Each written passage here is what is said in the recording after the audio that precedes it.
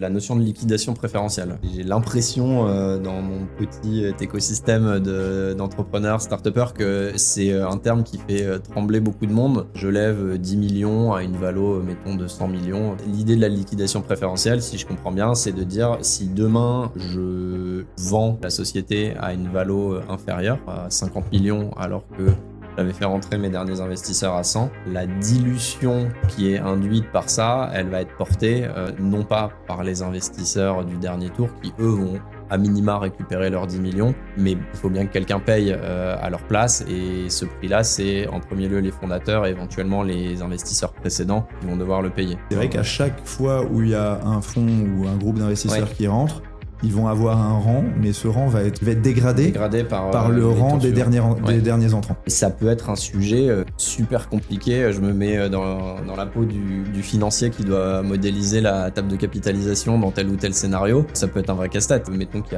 y a 3 rangs d'investisseurs qui ont des liquides préf à des niveaux différents. En fait, le financier qui doit modéliser ça, c'est-à-dire si je sors à 50, là où la préf était à 100 pour le dernier tour, mais elle était potentiellement à 60 pour le deuxième et 40 pour les premiers. C'est un vrai casse-tête. Concrètement, quand ça arrive, qui se charge de faire ça? Est-ce qu'il y a des outils? Est-ce qu'il y a des cabinets spécialisés? Le DAF, en général, c'est parce qu'il aime bien, parce que c'est des sujets brûlants d'actualité, qui ont des grosses répercussions.